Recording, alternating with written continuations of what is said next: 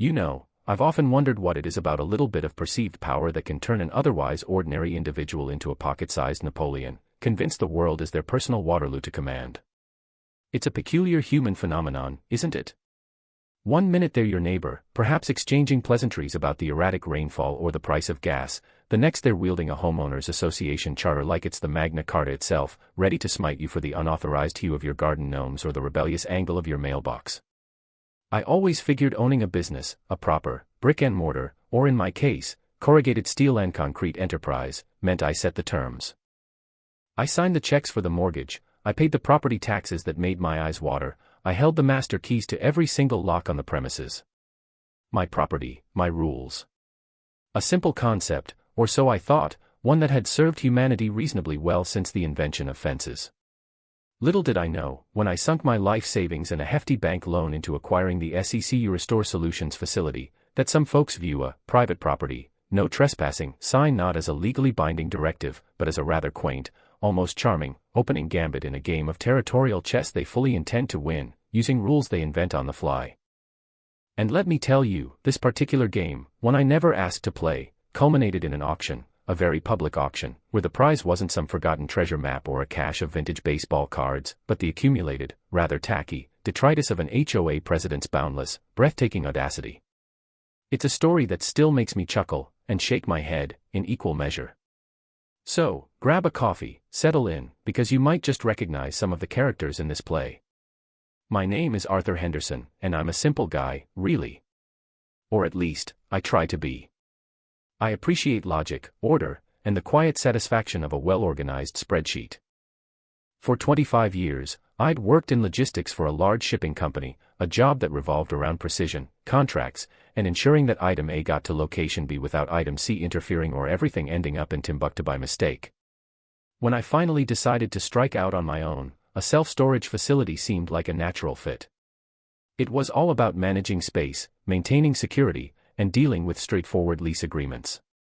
I found a place on the outskirts of town, a little tired around the edges but structurally sound, named SEC Restore Solutions. It wasn't exactly a catchy name, but it was honest.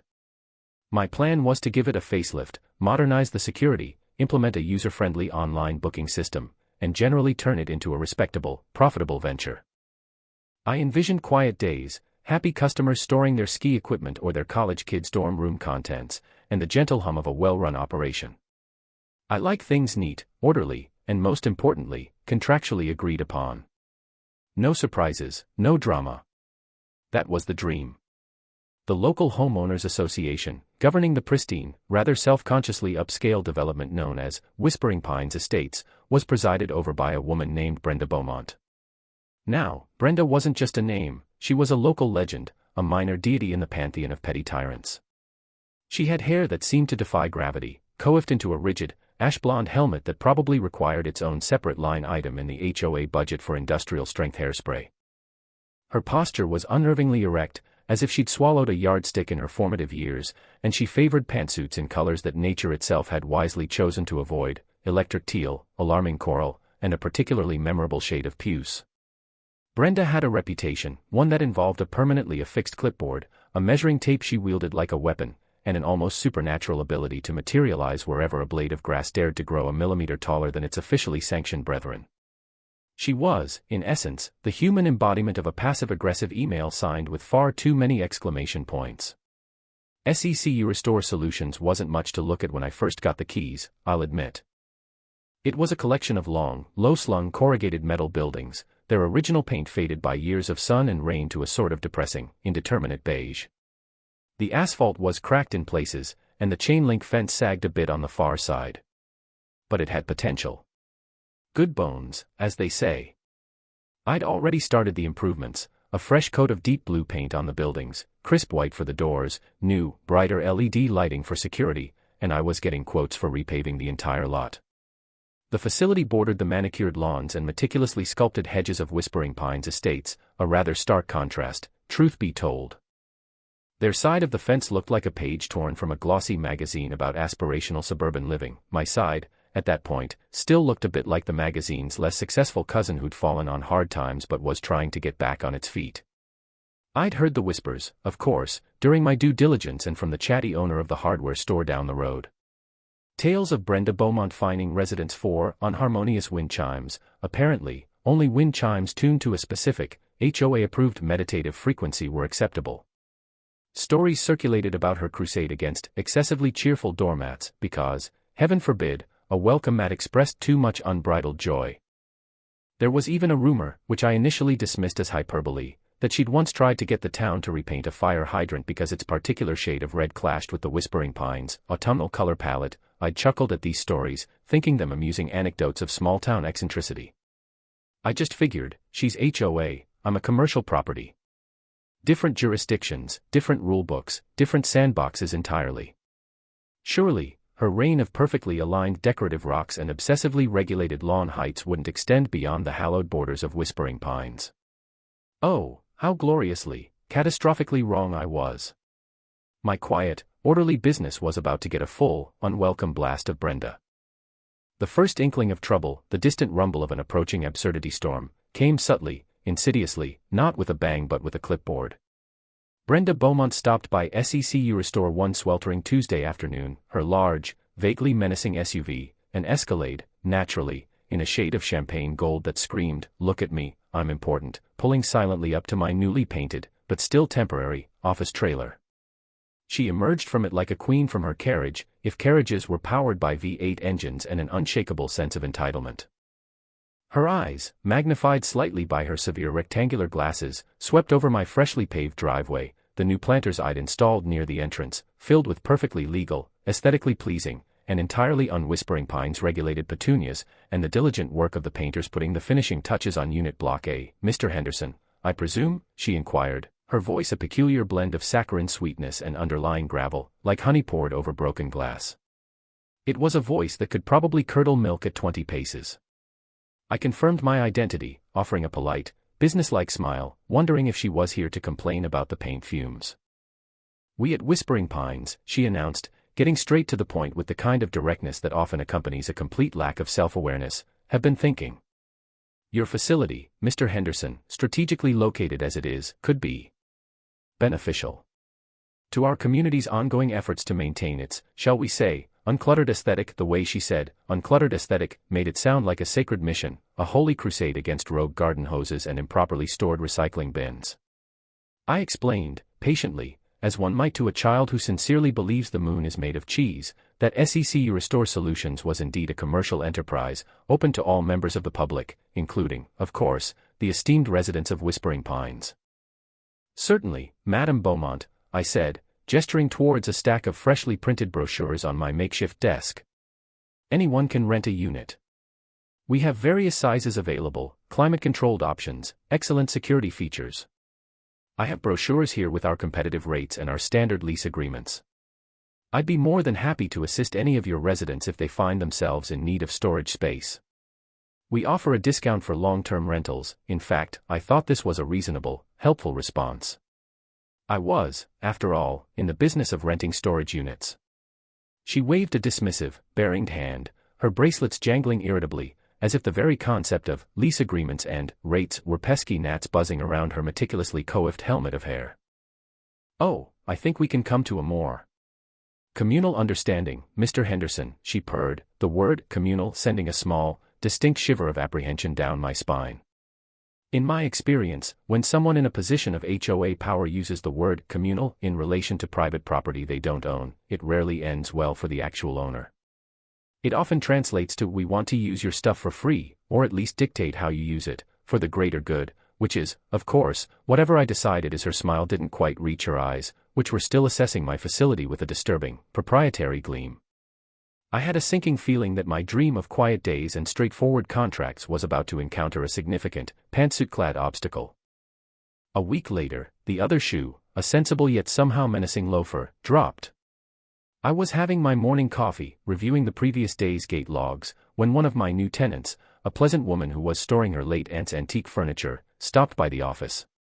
She held a rather amateurishly printed newsletter in her hand, a worried frown on her face. "Mr. Henderson," she said, "I thought you should see this. It was in our Whispering Pines mailbox this morning." It was the Whispering Pines Community Chronicle, a document that looked like it had been designed in the early 90s using clip art and an overabundance of Comic Sans. And there it was, nestled between an urgent reminder about the approved shades of beige for exterior window trim and a passionate plea for volunteers for the annual pet parade, a small but profoundly alarming paragraph, community announcement. Arrangements have been made for Whispering Pines residents to conveniently utilize designated space at the adjacent SECU Restore facility for the storage of seasonal items, large recreational equipment, and other approved articles. This initiative aims to further enhance the tidiness and visual harmony of our neighborhood. Please see President Brenda Beaumont for access details and a list of permissible items arrangements. By whom? Designated space. Approved articles. My jaw tightened. This wasn't just an idea anymore, this was a declaration. Brenda Beaumont had apparently decided, unilaterally, to annex a portion of my business. That's when the first few bewildered Whispering Pines residents appeared at my gate, looking for all the world like lost sheep searching for a shepherd who'd promised them green pastures but forgotten to provide a map, or, in this case, a key. "Excuse me," a woman in a jogging suit inquired, peering through the call box. "Brenda sent us. For the community storage? We have some kayaks. Plural." I try to explain, as calmly as possible, "Ma'am, SECU Restore Solutions is a private business. If you'd like to rent a unit to store your kayaks, I can certainly help you with that. We have several 10x15s available." Cue indignant huffs, confused stares, and muttered comments about miscommunication and uncooperative local businesses. One gentleman, attempting to offload a truly terrifying collection of life-sized Halloween decorations from his minivan, became quite agitated when I explained he couldn't just leave them in the HOA spot. Brenda herself would call later those days, her voice dripping with saccharine disappointment.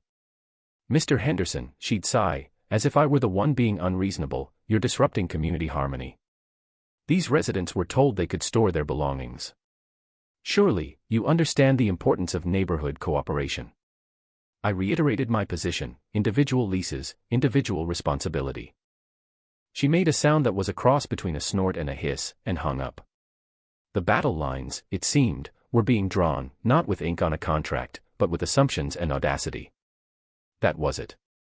The polite explanations, the patient reiterations, they weren't working. Brenda Beaumont was operating in a reality of her own making, one where my private property was merely an extension of her HOA fiefdom. I'm a reasonable man, but I also have a strong aversion to being railroaded, especially when it involves my livelihood. So, I escalated my response from verbal to written, from polite to formally firm. I drafted a letter, a carefully worded, legally sound document. It wasn't aggressive, but it was unambiguous. Certified mail, return receipt requested, addressed to Madam Brenda Beaumont, President, Whispering Pines Homeowners Association, and to every listed board member of said association, whose names I'd managed to procure from their publicly filed documents. The letter detailed, in clear, concise language, the nature of SECU Restore Solutions as a private commercial enterprise. It outlined the absolute necessity of individual lease agreements for the use of any storage unit. It referenced the relevant state statutes regarding property rights and trespass. And it included a very clear, unequivocal statement that any attempt by the HOA or its designees to occupy, utilize, or otherwise interfere with any unit or common area of SECU Restore Solutions without a legally binding contract and full payment would be considered trespassing and would be dealt with accordingly. I even attached a copy of my standard lease agreement and a schedule of our current rental rates, just so there could be no misunderstanding about the terms under which legitimate storage could occur. I felt a small sense of satisfaction as I dropped those envelopes into the mail slot. Checkmate, Brenda. Or so I hoped. My next significant investment was a considerable upgrade to the SECU Restore security system. The existing cameras were old, a bit grainy, and didn't cover every angle. I had a state-of-the-art system installed, high-definition cameras covering every driveway, every unit door, all entry and exit points, with night vision and motion detection. Crystal clear. I also had new, prominent signage professionally made and installed at frequent intervals along the perimeter fence and near the main gate: private property, Secure Store Solutions. Registered customers only beyond this point. All activities are monitored and recorded. Trespassers will be prosecuted to the fullest extent of the law. It was, perhaps, a little more aggressive than my initial "welcome to SECU Restore" vibe, but Brenda's machinations had necessitated a shift in tone. And I started a new file, a thick manila folder that quickly began to bulge. Inside, I meticulously logged every interaction, every confused resident showing up with Brenda's newsletter, every phone call from Brenda or other HOA representatives, copies of my letters, the certified mail receipts, printouts of emails. I even started taking screenshots of the Whispering Pines online forum, where residents were now openly discussing the community storage and complaining about my unwillingness to cooperate. I labeled the folder, with a certain grim satisfaction, The Whispering Pines Folly. It was becoming my magnum opus of bureaucratic absurdity. It was the sheer, unmitigated, grade A audacity that got under my skin, more than anything. The casual arrogance of it. My facility, my significant financial investment, the business I was pouring my heart, soul, and what little remained of my savings into, and this woman, Brenda Beaumont, with her helmet hair and her power pantsuits, thought she could just annex it by decree. As if it were an unclaimed patch of weeds she could beautify with a well-placed petunia. The more I thought about it, the more my initial bemusement curdled into a cold, hard resolve. This wasn't just about a few misinformed residents wanting to store their inflatable Christmas decorations. This was about a fundamental principle. This was about someone trying to bully their way into taking something that wasn't theirs, simply because they held a title that, in the grand scheme of things, meant very little outside the meticulously trimmed hedges of Whispering Pines. My logistics background kicked in. This was a problem, a system failure, and it needed a systematic, documented solution.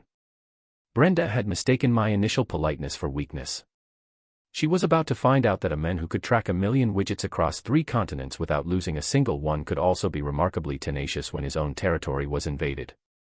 I decided it was time for professional counsel, before things escalated further into uncharted, and potentially expensive, legal waters. I had a chat with my lawyer, a sharp, no-nonsense fellow named David Miller, who'd handled the purchase of SEC Restore for me. David had a keen sense of humor and an even keener understanding of property law. I laid out the whole saga in his comfortable, book-lined office, Brenda's initial approach, the infamous newsletter, the confused residents, my certified letters, the whole 9 yards. I even showed him a printout of the Community Chronicle paragraph. David leaned back in his leather chair, steepled his fingers, and a slow grin spread across his face. He actually chuckled. "Arthur," he said, "welcome to the wonderful world of HOA overreach. This is classic. Textbook, even. You've done everything right so far with your documentation and formal communication." He reviewed copies of my letters and Brenda's imperious pronouncements. "Keep documenting everything," he emphasized, tapping the Whispering Pines Folly folder. "Dates, times, names, what was said, what was written. If she so much as glares at your fence, note it down. And, just as a precautionary measure, I want you to familiarize yourself with the state lien laws for self-storage facilities. Specifically, the procedures for dealing with abandoned property and delinquent accounts. Hopefully, it won't come to that, but with a personality like this Brenda, it's always best to be prepared for them to double down on their own foolishness. Forewarned is forearmed, Arthur." His advice was both reassuring and slightly ominous. It seemed David had encountered a Brenda or two in his day. Then came the day I found it. The tangible, undeniable proof that Brenda Beaumont had moved beyond mere pronouncements and into active, illegal occupation. It was a Thursday morning. I was doing my routine walk-around, checking locks, looking for any maintenance issues, when I got to Unit C-12. Unit C-12 was at the end of a row, a standard 10 by 20, and it was supposed to be empty, swept clean, and awaiting a new tenant whose lease started the following week. Instead, there was a brand new, heavy-duty, brass-colored padlock on the latch. A padlock that definitely wasn't mine. My standard procedure for vacant units was a simple, temporary cipher lock, easily changed. This was a serious piece of hardware. My stomach did a slow, cold flip. I checked my rental roster on my tablet, C-12, vacant. I checked my inventory of SEC Restore locks, all accounted for. I hurried back to the office trailer, my heart thumping a little faster than usual, and queued up the security footage for Block C from the previous afternoon. And there it was, clear as day, in glorious high definition. At precisely 3:17 p.m., Brenda Beaumont's champagne gold Escalade had pulled up directly in front of Unit C-12. 2 hapless-looking gentlemen in Whispering Pines polo shirts, they looked more like bewildered gardeners than seasoned operatives, emerged from a Whispering Pines maintenance truck that had followed her. Under the imperious, pointing finger direction of Madam President herself, who stood by with her clipboard looking like a field marshal orchestrating a minor invasion, they proceeded to unload a bizarre assortment of items into C-12. There were faded plastic garden gnomes with chipped hats, a deflated and rather sad-looking 8-foot inflatable Santa, stacks of what appeared to be plastic deck chairs still bearing faint traces of barbecue sauce, and several large, bulging trash bags whose contents I could only imagine. The footage then clearly showed one of the men producing a pair of bolt cutters and snipping off my temporary cipher lock. He then affixed the new, heavy-duty padlock, gave it a tug, and they all drove off, leaving Unit C-12 an illegally occupied territory within my own facility. My blood pressure did a little samba, a furious, throbbing jig in my temples. For a moment, I just stared at the monitor, speechless at the sheer, unadulterated audacity. This wasn't just an assumption of access anymore, this was breaking and entering, malicious damage to property, my lock, and unauthorized occupation of a commercial unit. Brenda Beaumont hadn't just crossed a line, she'd pole vaulted over it with a brass band playing in the background. But then, as the initial wave of outrage subsided, a strange, cold calm settled over me. This was it. This was the colossal misstep, the act of hubris so blatant, so indefensible, that it couldn't be ignored or explained away. Brenda, in her infinite arrogance, had just handed me the rope, the evidence, and the moral high ground, all neatly packaged. She'd escalated this from a dispute over policy to a clear-cut case of illegal activity. My mind, conditioned by years of logistical problem-solving, immediately started to click through the necessary steps. I grabbed my camera and my evidence kit, which at this point was a large Ziploc bag for the severed lock. I went back to Unit C-12. I took photos. So many photos. Wide shots showing the unit and its surroundings. Close-ups of the severed hasp of my lock, which I carefully bagged. Extreme close-ups of the new, unauthorized padlock, noting its brand and model. I even managed to jimmy the door latch just enough to get my phone camera partially inside, taking pictures of the jumbled contents, the mournful gaze of a plastic reindeer, the tangled wires of ancient Christmas lights, a stack of what looked suspiciously like banned political campaign signs from 3 elections ago. Each click of the shutter felt like another nail in Brenda's coffin of competence. Then, I called David, my lawyer. I explained the situation, my voice tight with controlled fury. "She did what?" he asked, a note of almost gleeful disbelief in his voice that mirrored my own earlier shock. "Bolt cutters. Arthur, she's a gift. A litigation gift that keeps on giving." I could almost hear him rubbing his hands together. "Okay," he said, his tone becoming all business, "here's precisely what we do. We don't touch that lock. We don't try to enter the unit. We treat this, from this moment forward, as an illegally occupied unit by an unknown party. Though we have our very strong suspicions and video evidence, we immediately started the formal, legally mandated process for an abandoned or illegally occupied storage unit. Certified letters, again, this time with even sterner language, were dispatched to the Whispering Pines Homeowners Association, and one directly to Brenda Beaumont at her home address as president. The letters identified Unit C-12, stated unequivocally that it was illegally occupied, detailed the damage to SECU Restore property, the lock, demanded the immediate removal of all contents, full payment for damages, and accrued rent from the date of illegal occupation. It also clearly stated the legally required timeframe, 30 days, as per state statute, for them to comply.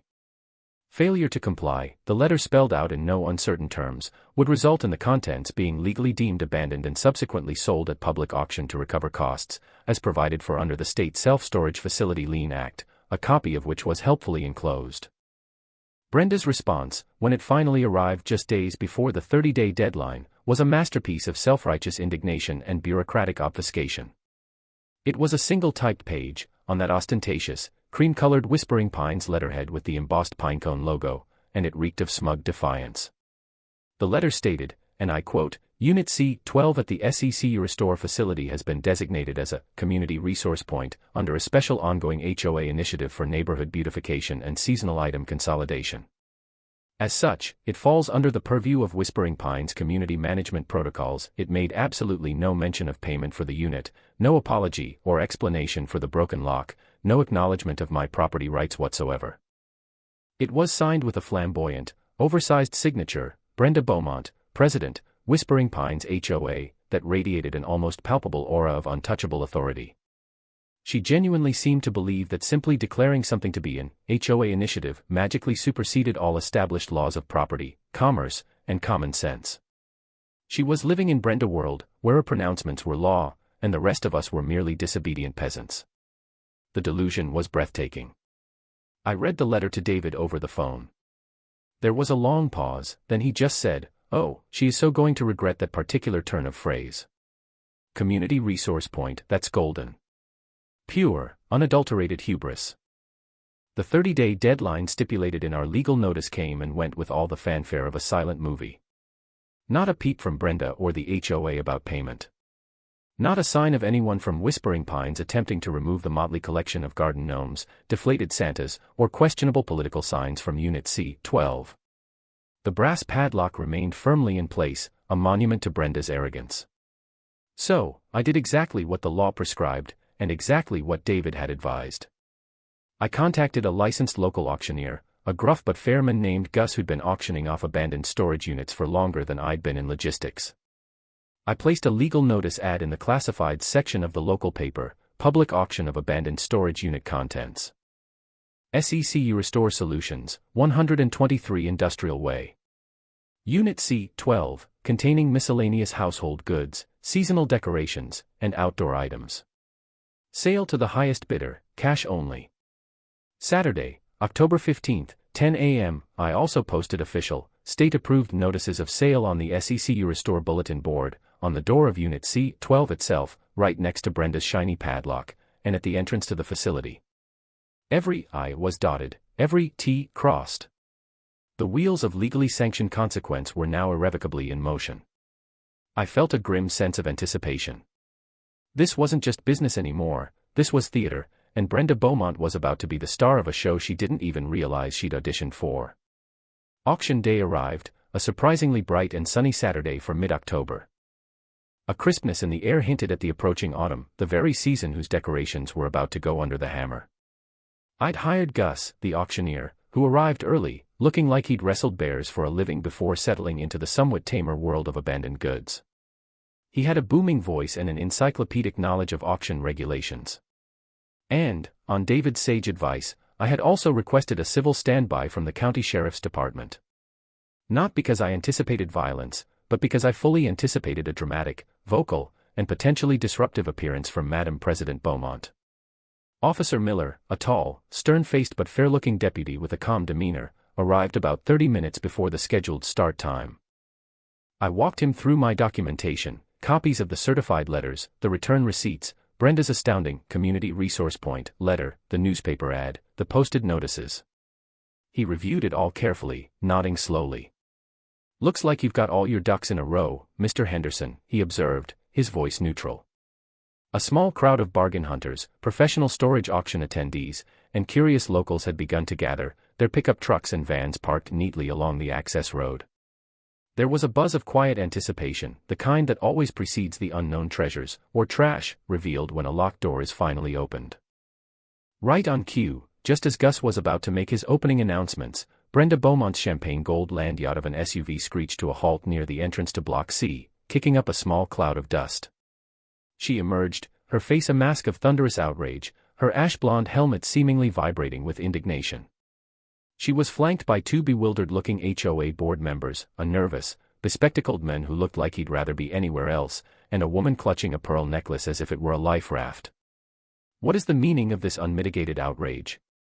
Brenda bellowed, her voice echoing slightly off the metal buildings, pointing a trembling, accusatory finger at Gus, who merely raised an eyebrow. "This is Whispering Pines Homeowners Association property. You cannot sell our community assets. This is theft. I demand you stop this illegal proceeding immediately." Several of the auction attendees turned to stare, clearly intrigued by the unfolding drama. David, my lawyer, who had arrived a few minutes earlier looking dapper and composed in a casual Saturday blazer, stepped forward, calm as a summer lake. "Madam Beaumont," he said, his voice carrying easily over Brenda's tirade, clear and firm but not aggressive, "Mr. Henderson and SECU Restore Solutions have followed every letter, every stipulation, of the State Self-Storage Facility Lien Act regarding abandoned property. You, and the Whispering Pines HOA were duly notified, on multiple occasions, of the delinquency and the pending legal action. He held up the Whispering Pines Folly binder, now impressively thick. I have here certified mail receipts, photographs of the posted notices, copies of all correspondence, including your rather creative Community Resource Point letter, and the relevant state statutes. It's all here, fully documented. This auction is perfectly legal. Brenda sputtered, her face turning an alarming shade of puce that clashed rather spectacularly with her coral pantsuit. This is an outrage. An affront. I'll have your license, auctioneer. I'll have your job, Henderson. And I'll have your badge, officer, for allowing this travesty. She gestured wildly towards Deputy Miller, who had been observing the exchange with an air of patient professionalism. Officer Miller finally spoke, his voice calm but imbued with an unmistakable authority that cut through Brenda's histrionics. Ma'am, he said, taking a step forward, this is a legal auction being conducted on private property. Mr. Henderson has shown me his documentation, and it appears to be entirely in order according to state law. Unless you have a court order from a judge expressly stopping this sale, I suggest you step back and allow Mr. Gus to proceed with his duties. Any further interference with this lawful process could result in your being charged with disturbing the peace or even trespassing. The color drained from Brenda's face with remarkable speed. The word charges, especially coming from a uniformed officer of the law, seemed to finally penetrate her formidable bubble of self-importance and perceived immunity. The two board members behind her looked like they wanted the earth to swallow them whole. The bluster, the arrogance, it all seemed to deflate out of her like air from a punctured inflatable Santa. For the first time, Brenda Beaumont looked small. The auctioneer, Gus, a man clearly unfazed by such theatrics, wasted no more time. He nodded to me, and I used my master key to unlock the unit, then with a pair of bolt cutters, the irony was not lost on me, I ceremoniously snipped Brenda's brass padlock. Gus threw open the roll-up door of Unit C-12 with a metallic clang that seemed to echo across the suddenly quiet yard. The assembled crowd craned their necks. There it was, in all its glory, the jumble of faded gnomes, the forlorn plastic reindeer, the boxes of mismatched holiday lights, some clearly dating back to the Nixon administration, the deflated Grinch that looked like it had lost a fight with a vacuum cleaner, the stack of slightly water-damaged board games, and the ominously bulging trash bags. Gus began his rapid-fire chant, his voice a gravelly song of commerce.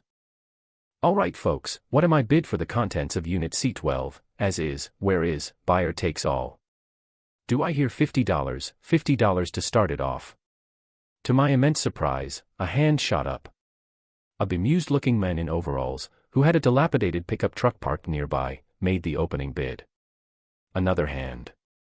20 seconds later, the contents of Unit C-12, the grand, Community Resource Point, of Whispering Pines, were sold to the men in overalls for the princely sum of $75. $75.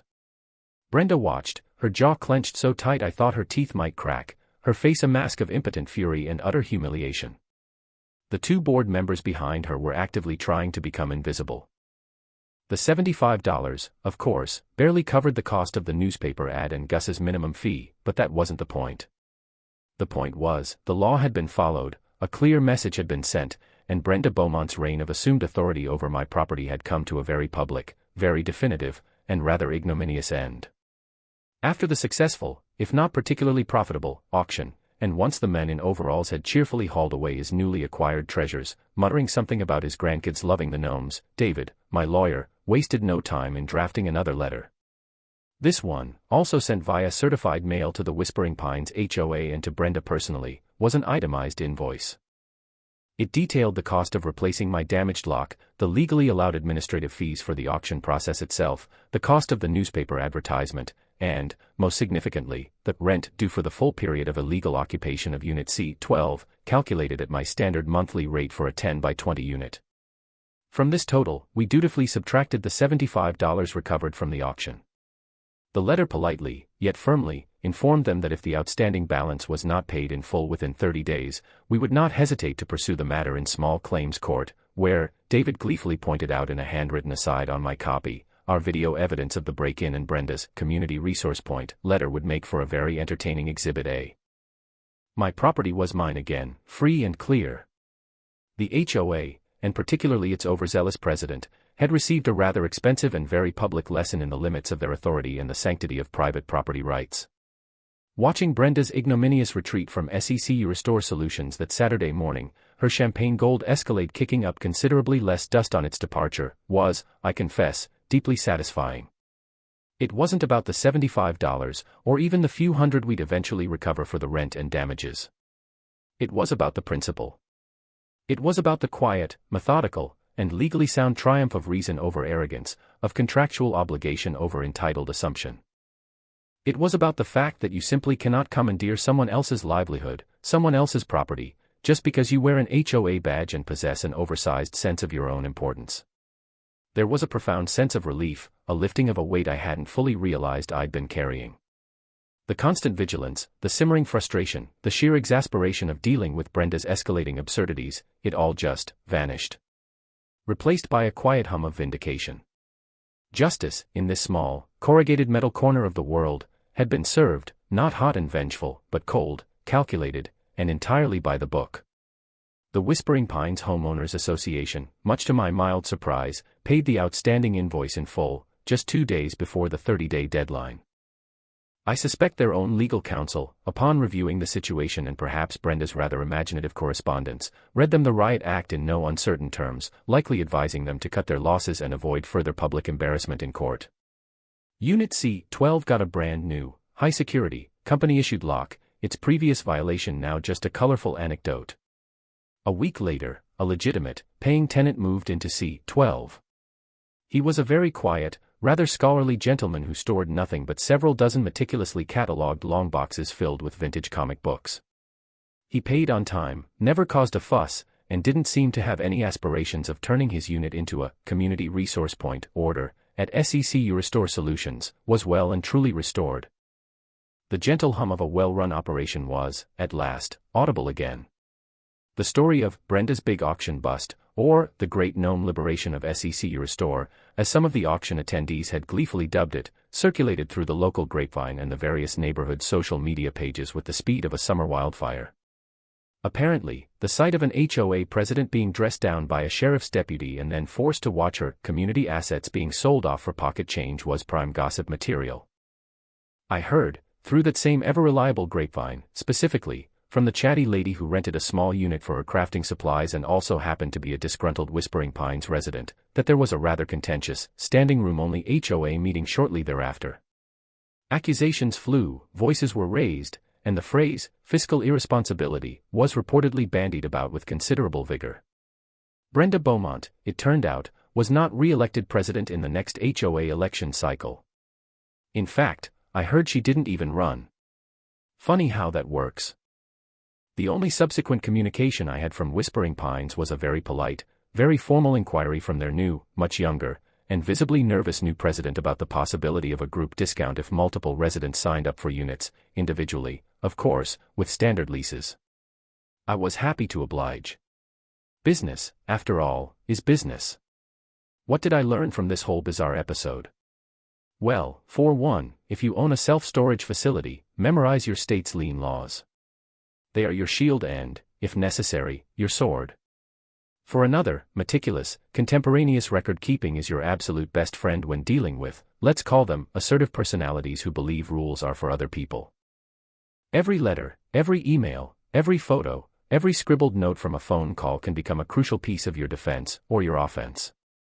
And perhaps most importantly, I learned that sometimes the most effective way to deal with someone who consistently oversteps boundaries, who bullies and blusters their way through life, is to very calmly, very methodically, and very publicly, let them walk right into the entirely predictable, legally defined consequences of their own actions, armed with nothing but their own arrogance and a poorly drafted newsletter. The bigger their sense of entitlement, the harder they tend to fall when confronted with cold, hard, documented reality. I sometimes wonder about Brenda Beaumont. Did she ever truly understand the sheer, breathtaking entitlement of her actions? Did she ever reflect on the fact that she essentially authorized a break-in and theft, all under the guise of community spirit?